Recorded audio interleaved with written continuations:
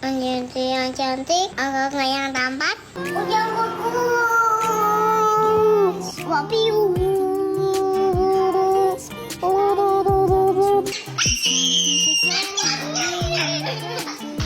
Bombastic side eye, criminal offensive side eye. Tapi bohong. Jangan malu. Enggak, Ma. Ujian. Semangat ujiannya. Ujian. Tahu nggak sih ujian?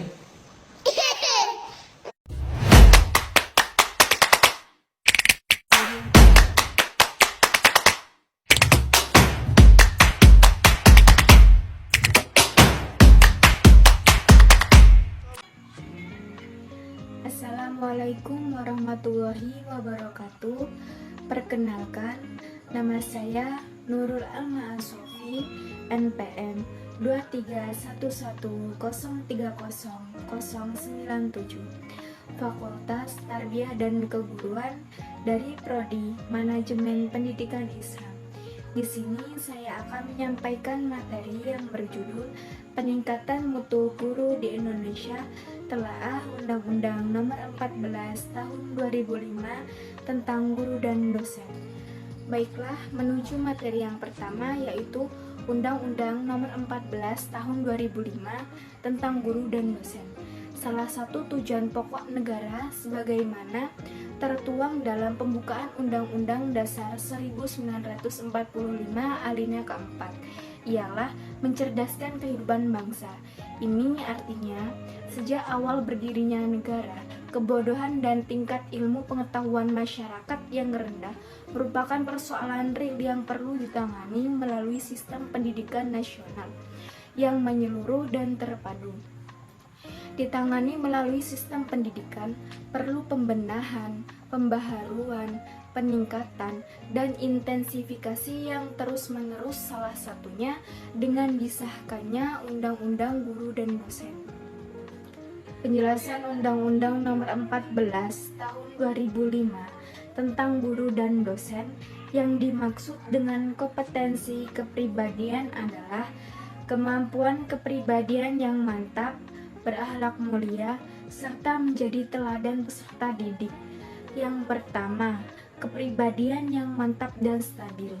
Agar dapat melaksanakan tugasnya dengan baik, profesional, dan dapat dipertanggungjawabkan, guru harus memiliki kepribadian yang mantap, stabil, dewasa. Hal ini penting karena banyak masalah peserta didik yang disebabkan oleh faktor kepribadian guru yang kurang mantap, kurang stabil, dan kurang dewasa. Yang kedua, berakhlak mulia. Guru adalah panutan, oleh karena itu, guru harus berakhlak mulia, karena ia adalah penasihat bagi peserta didik. Bahkan, orang tua bagi peserta didik yang akan dicontoh dan diikuti oleh peserta didik. Cara guru berpakaian, berbicara, berjalan, dan bergaul juga merupakan penampilan kepribadian lain yang mempunyai pengaruh terhadap peserta didiknya, termasuk pula dalam masalah kepribadian guru tersebut. Sikap dan pandangan guru terhadap fungsinya bagi peserta didik. Tahukah ia sebagai pembimbing yang mengerti dan menyiapkan suasana bagi peserta didik? Ia hidup dan ikut aktif dalam kegiatannya. Pertama, yang menempatkan dirinya sebagai pemimpin yang memerintahkan dan menyuruh akan bersikap besar, sungguh-sungguh, dan menampakkan diri dalam bentuk yang ideal. Hubungan antara guru dan peserta didik dalam hal ini adalah sebagai atasan dan bawahan. Yang kedua, lain halnya dengan pertama, yang merasa bahwa dirinya adalah pembimbing bagi peserta didiknya. Ia menyiapkan suasana yang membantu mereka, ia ikut aktif dalam proses pembelajaran. Ia menampakkan diri sebagai adanya, tidak berpura-pura hebat atau seram. Hubungan dengan peserta didik sederhana dan wajar, atau dapat dikatakan seperti hubungan kakak dan adik. Lanjut dengan materi yang kedua, yaitu guru yang bermoral dalam konteks sosial, budaya, ekonomi, hukum, dan agama. Yang pertama, konteks sosial. Undang-Undang Nomor 14 Tahun 2005 tentang guru dan dosen terkait dengan kompetensi kepribadian ditinjau dalam konteks sosial, mampu memperdayakan pendidikan masyarakat atau disebut dengan learning society, yakni memperdayakan peran masyarakat dan keluarga dalam bidang pendidikan. Dilanjut dengan yang kedua, yaitu konteks budaya. Selanjutnya, kompetensi kepribadian ditinjau dalam konteks budaya, dapat menciptakan proses pembelajaran atraktif. Pembelajaran atraktif adalah suatu proses pembelajaran yang mempesona, menarik, mengasyikkan, menyenangkan, tidak membosankan, variatif, kreatif, dan indah. Fenomena yang terjadi saat ini, sebagian guru-guru yang enggan untuk mengadakan pembaharuan dalam strategi dan metode pembelajaran. Dan yang ketiga, konteks ekonomi. Kompetensi kepribadian ditinjau dalam konteks ekonomi, dapat meningkatkan kreativitas guru seperti mengadakan variasi dalam strategi metode pembelajaran, selalu mengupdate informasi kepada peserta didik. Derasnya arus informasi yang berkembang di masyarakat menuntut setiap orang untuk bekerja keras agar dapat mengikuti dan memahaminya. Kalau tidak, guru akan ketinggalan informasi. Dan yang keempat, konteks hukum. Kompetensi kepribadian ditinjau dalam konteks hukum, mampu mengontrol dan mengendalikan guru yang menyimpang yang diatur oleh kode etik guru. Peranan guru semakin penting dalam era global.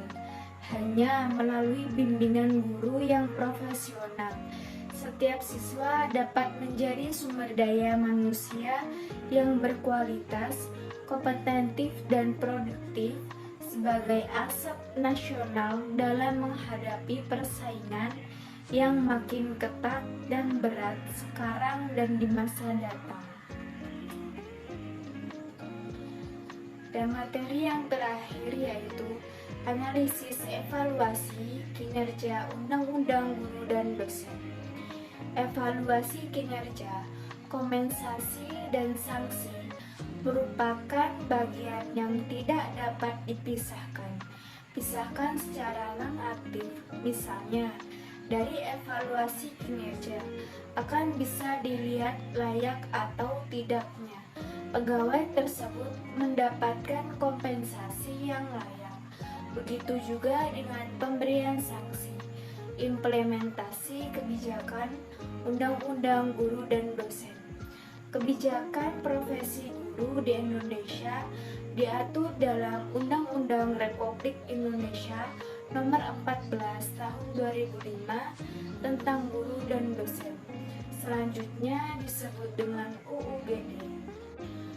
Undang-undang ini mengatur mengenai konsep-konsep, prinsip-prinsip, dan ketentuan yang berkaitan dengan guru yang merupakan salah satu bagian dari kebijakan dalam bidang pendidikan.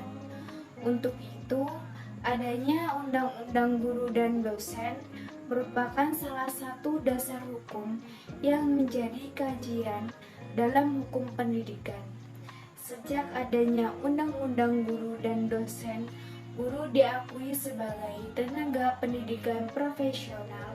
Adapun tugas utama guru berdasarkan UUGD, diantaranya yaitu mendidik, mengajar, membimbing, mengarahkan, melatih, menilai, dan mengevaluasi peserta didik. Mungkin cukup sekian materi yang dapat saya sampaikan. Apabila ada kurang dan lebihnya, saya mohon maaf. Kepada Allah saya mohon ampun. Saya akhiri. Wassalamualaikum warahmatullahi wabarakatuh.